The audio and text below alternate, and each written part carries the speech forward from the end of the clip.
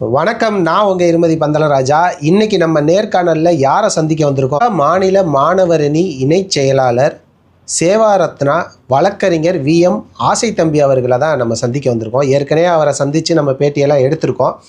இன்றைக்கி நம்ம சந்திக்க வந்திருக்க காரணம் என்ன அப்படின்னு பார்த்தீங்கன்னா, ஒரு வலுவான காரணம். ஏன்னா இப்போ OPS திமுக பக்கம் போகிறாரா அப்படின்ற மாதிரியான சில சர்ச்சை பேச்சுகள்லாம் வந்துக்கிட்டு இருக்கு. அதை பற்றி அவர்கிட்டே நம்ம கேட்டு தெரிஞ்சுக்குவோம். வணக்கம்ண்ணே, நல்லா இருக்கீங்களா? நல்லா இருக்கு தம்பி, வணக்கம். திமுக தான் மறுபடி ஆட்சி அமைக்கும் அப்படின்னு OPS பேசியிருக்காரு. அப்போ திமுகவுக்கு போகிற மாதிரி ஐடியா OPSக்கு இருக்கா? இப்போது அதிமுக பிரிஞ்சு கிடக்கிற சக்தியெல்லாம் ஒன்றுணையணும் பல விட சொல்லி பார்த்தாரு, கேட்கல.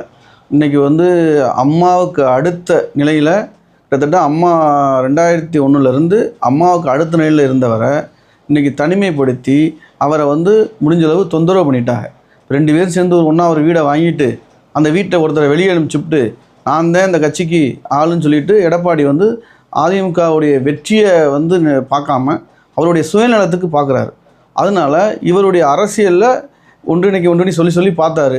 அதுக்காக எடப்பாடி ஏற்றுக்கலைங்கிறதுக்காக அவருடைய அரசியல் வாழ்க்கையை, அவருடைய தொண்டர்களுடைய அரசியல் வாழ்க்கையை அவர் விட முடியாது. நாளைக்கு திமுக இன்றைக்கி நிலைமைக்கு நல்லா செஞ்சுருக்குங்கிறது மக்கள் பேசிக்கிறாருங்கிறத தான் ஐயா சொன்னாரே தவிர, மக்கள் இந்த மாதிரி திமுக ஆட்சி நல்லா நடக்குதுன்னு சொல்லி மக்கள் பேசிக்கிறா. இப்போ உள்ள நிலைமையில் திமுக வெற்றி பெறும்னு சொல்கிறாங்கிறது தான் ஐயாவோட கருத்தாக அன்றைக்கி இருந்துச்சு. தினகரன் அவர்கள் OPSஐ அதிமுகவிலிருந்து நீக்கினது சரி அப்படின்ற மாதிரி தான் அவரோட நடவடிக்கைகள்லாம் இருக்குது அப்படின்ற மாதிரியான ஒரு செய்தியை சொல்லியிருக்காரு. அதை பற்றின உங்களோட கருத்து என்ன? அதே கருத்தை நான் டிடிவி கிட்ட கேட்குறேன். உங்களை நீக்கினது சரியா, இல்லை உங்கள் சின்னம்மாவை நீக்கினது சரியா? சின்னம்மானால தானே எடப்பாடி முதலமைச்சர் ஆனார். சின்னம்மாவையே இப்போ கட்சியில் இணைக்காமலும் நீங்கள் எதுக்காக கட்சியை விட்டு வெளியில் வந்தீங்க? உங்களோட சின்னம்மா போகும்போது எந்த லெவலுக்கு உங்கள்கிட்ட கட்சியை கொடுத்துட்டு போனாங்க? 132 MLA MP அவ்வளோவும் கட்சியிலேருந்து உங்களை துணை பொதுச்செயலாளர் வர கொடுத்துட்டு போனாங்க. உங்களால் எடப்பாடியை கண்ட்ரோல் பண்ணி அந்த ஆட்சியை கண்டினியூ பண்ண முடிஞ்சா? உங்களையும் தானே தூக்கி வீசினார். சரி, ஒரே ஒரு கேள்வி மட்டும் டிடிவிட்ட கேட்க விரும்புகிறேன். என்ன காரணம்னா, இப்போ நீங்கள் கூட்டணியில் சேர்ந்தீங்கல்ல, கட்சியை கலைச்சிட்டு உங்களுக்கு அதிமுகவில் ஒரு பதவி கொடுக்க சொல்லுங்கள் எடப்பாடியை, நாங்கள் ஏற்றுக்கிறோம். அதை விட்டுவிட்டு நீக்கினது சரின்னு சொன்னால் அப்போ உங்களை நீக்கினது சரியா? டிடிவி இப்போ OPSஐ நீக்கினது சரிதான்னு சொல்கிறது தவறு. இதே 3 மாதத்துக்கு முன்னாடி அவர் என்ன சொன்னார்? ADMKோடு நாங்கள் ஒன்று சேர்ந்தோன்னா நான் தூக்குல சங்கிறதுக்கு சமம். அப்போ அவர் தூக்கில் தொங்கிடுவாரா? அதெல்லாம் தேவையில்லாத. அவர் எந்த நிர்பந்தத்துக்காக அந்த கட்சியில் சேர்ந்தார், கூட்டணி சேர்ந்தாருன்னு சொல்லலாம். நீ 3 பேர் ஒன்றா தானே குறுப்புஜிக்கு போனீங்க. 3 பேரும் ஒன்றால் நீங்கள் இந்த கட்சி இந்த அரசியல் பண்ணியிருக்கணும். இப்போ உங்களுக்கு சுயநலத்துக்கு தானே நீங்கள் போய் சேர்ந்தீங்க. எத்தனை பேரை பலியாடாகிறீங்க?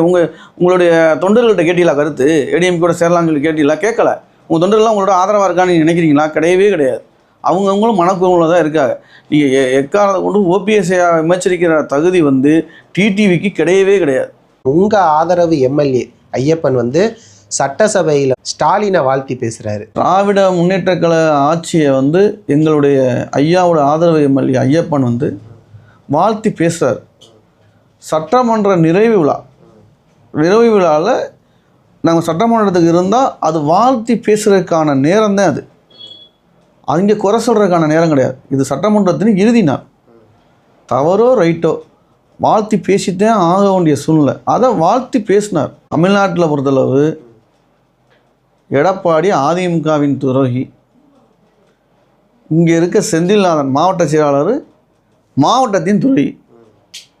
எனக்கெல்லாம் எத்தனையோ இடைஞ்சலை கொடுத்து என்னென்னமோ பண்ணி பார்த்தார். நடக்கலை. ஆனால் இதே சிவகங்கை தொகுதியில் இவர் OPS இல்லாமல் செந்தில்நாதன் நின்று ஜெயிக்கட்டும், நாங்கள்லாம் அரசியலை விட்டு ஒதுங்க தயாராக இருக்கோம். ஜெயிக்கிறதுக்கான வாய்ப்பே கிடையாது. இப்போ நடிச்சுக்கிட்டு சில பேருக்கு பதவியை போட்டு காக்கா பிடிக்கிறதுக்கு முயற்சி எடுக்கிறார் செந்தில்நாதன். அந்த இது நடக்காது.